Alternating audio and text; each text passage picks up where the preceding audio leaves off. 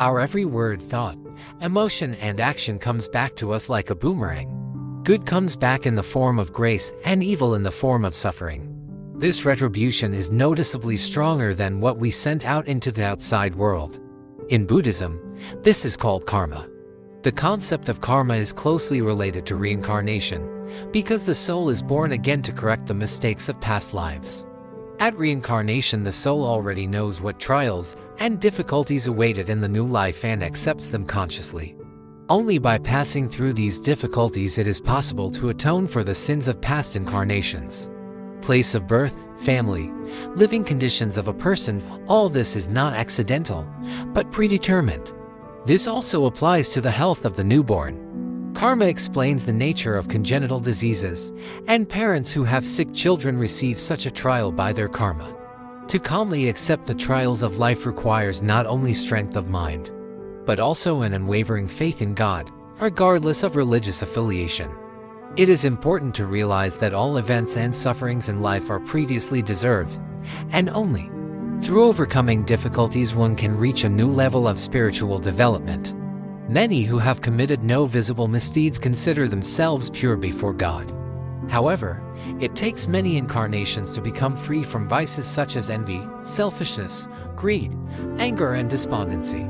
Recognition of one's faults, sincere repentance, and purification of thoughts are significant steps towards purification of karma and spiritual growth.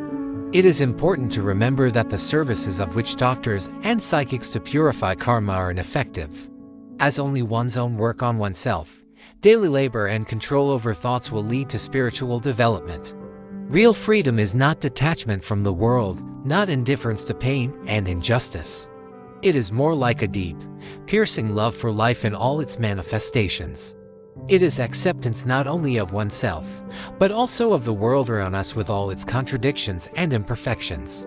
It is the ability to forgive not only others but also yourself, to let go of the past without getting stuck in it like a swamp.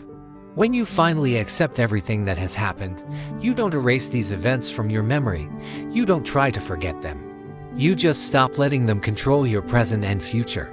You see that those wounds you once suffered have become part of your experience, part of who you are now. They have taught you valuable lessons, taught you to be stronger, wiser, more compassionate. But they don't define you, they don't box you in, they don't stop you from moving on. You realize that the world doesn't have to be perfect, that people are not always fair, that life is full of surprises, pleasant and not so pleasant. And you stop fighting it. You just accept things as they are. You stop waiting for someone to come and make you happy. You take responsibility for your life.